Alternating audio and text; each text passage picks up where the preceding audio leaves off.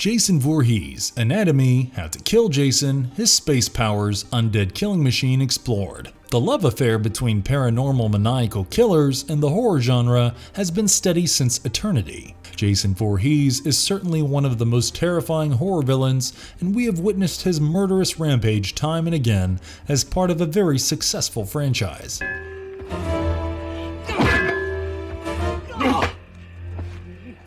Friday the 13th has evolved over the years, and so has Jason. But his ruthless violence has shown no signs of slowing down. Horror fans have loved him for being the nightmarish, monstrous human who slashes away merrily as the body count rises. He has come a long way since he drowned in the Crystal Lake, and several movies and comic book stories later, he is still the mythical killer feared by all.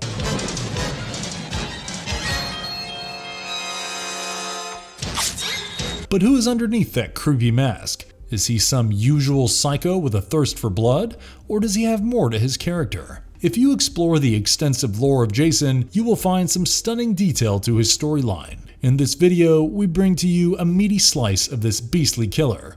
Take a look into his powers and analyze how he could possibly be killed for good. Yes, you heard that right. Jason the Undead Killing Machine can be permanently destroyed, and we will let you in on that secret.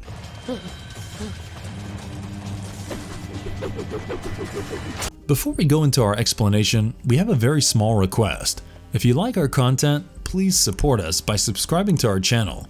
This is a small click for you, but for us, it means a lot. Thank you. Let's begin.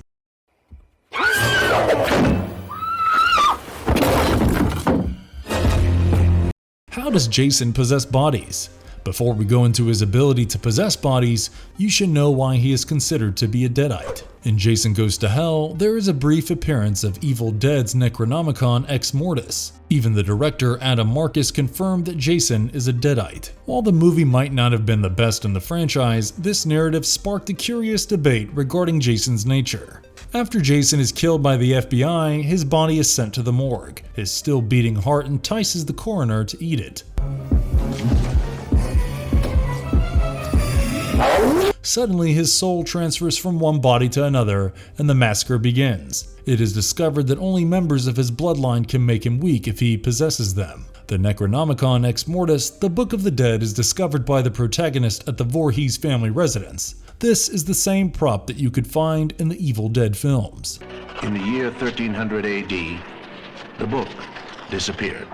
Even the dagger wielded by his niece Jessica is similar to the Kandarian dagger in the Evil Dead franchise. Friday the 13th was sold to New Line Cinema by Paramount, and the director was skeptical about the new owners being on board with the direct connection to Evil Dead because they did not have the rights for that. However, the implications are still quite clear. The narrative tries to imply that Pamela used the Necronomicon to resurrect her son, and this turned Jason into a deadite.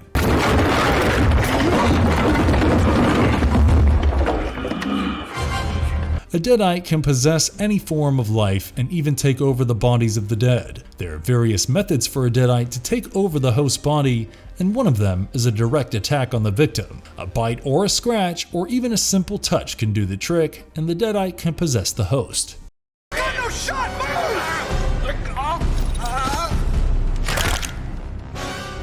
How does space change Jason's anatomy? We have all seen Jason as a demented serial killer or some kind of undead monster. Jason X brought about a different side of this hideous killing machine. The story presents him more as a cyborg, and this has been termed Uber Jason by the fans. The studio had exhausted pretty much every possible option for Jason, and sending Jason to space seemed like the only thing left to try out.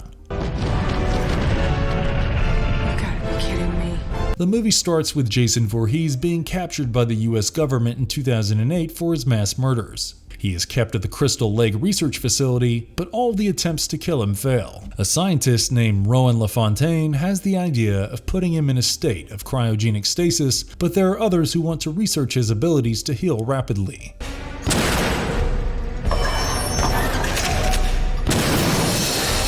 In the course of events, both Rowan and Jason are frozen by cryogenic fluid, and we move ahead 445 years. Humans now reside in Earth 2, and on a trip to Earth find the frozen bodies at the research facility. One thing leads to another, and soon we have a cyborg-like Jason doing what he does best.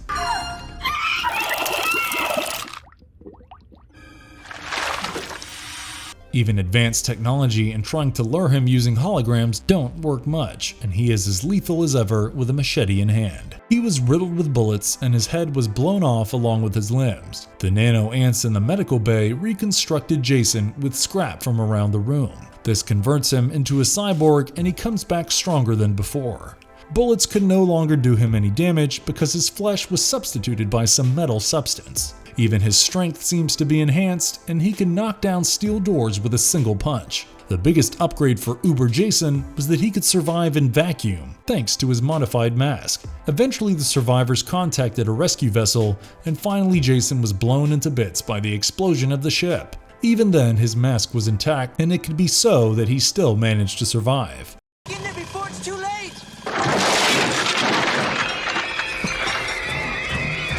Jason's powers that make him an undead killing machine explored. So what is so special about Jason that helps him go about killing his victims like crushing fleas? One of the first things that need to be acknowledged here is that Jason possesses superhuman strength. His weapons of choice are not sophisticated, and he never uses guns or fancy stuff to attack his victims. A machete or some crude weapon or even his bare hands are enough to kill full-grown humans. It has been implied time and again in the course of the franchise that Jason could impale his victims quite easily. He could crush someone's head with his hands, and he could fling people around like they were soft toys. It is clear that he has incredible strength that no man can match up to. Afraid I'm gonna have to hurt you now. If this wasn't enough, he also has a very high pain resistance. There are a few instances where he showed human reactions after being stabbed, but he has often stood through injuries that would be enough to kill others. As an undead entity, Jason feels no pain, and he has been through everything from being shot to being hacked, but nothing was enough. It is easy to dismiss Jason as a brute with no brains, but his strategies imply otherwise. Jason has been shown to be smart enough to stalk his victims following a proper plan, and his tactical sense is unquestionable. He is even found laying traps for his victims, and while you might doubt his intellectual capabilities, his instincts are spot on.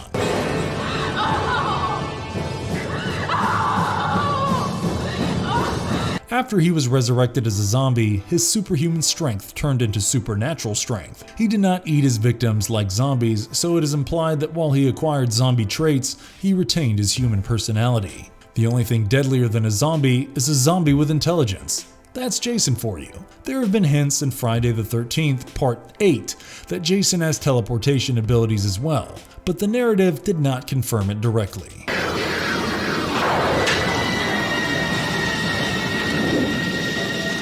In fact, after turning into a revenant zombie, Jason also becomes immortal. He doesn't seem to age or suffer from physical injuries. His wounds heal rapidly because of his regenerative powers, and he remains unaffected even by bullet or knife wounds. Jason could also be resurrected, and that is the last thing you want in the deadliest horror villain. This is great! How can you keep Jason Voorhees dead? By now, you all must be wondering the same thing. How the hell do you make sure that Jason stays dead? Clearly, it's not an easy task, but we believe that there are a few things that can be tried to ensure that he is gone for good.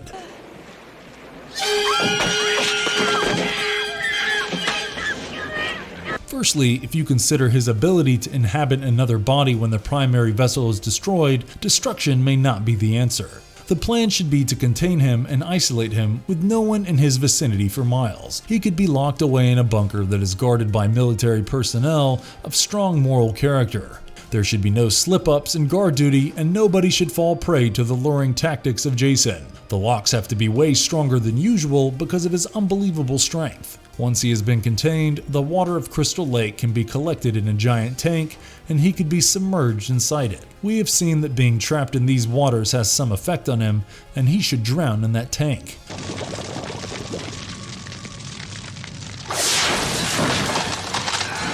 The only thing that seems to make him vulnerable is water, and this could become his downfall. Some fans believe that the source of his powers is somehow around Crystal Lake, even though that is debatable according to some storylines. However, if we stick to this logic, the water of the lake can be drained out and his corpse fished out before it has the chance of being reanimated into a killing machine. The body can be thrown into an active volcano, and that should get the job done. It could also be decapitated and cremated, with the ashes buried in wet cement with holy water. Yeah, we went full exorcism on this badass.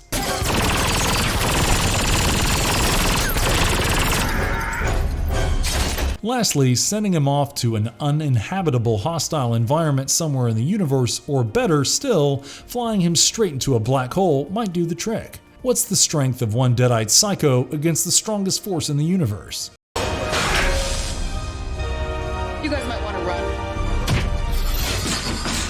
Our final words. This iconic villain has given us plenty of thrills and shocks, and it has been an era of unforgettable action courtesy of this deformed maniac. The character of Jason ensured that the franchise flourished and stood the test of time because such a powerful villain never goes out of style. Let us know in the comments section about the methods that you think will be enough to kill Jason. Till we know for sure, just avoid hiking to Crystal Lake. And if you liked our content, don't forget to leave a like and subscribe to us if you haven't already. Have a good one and be safe. Thanks everyone. Ha!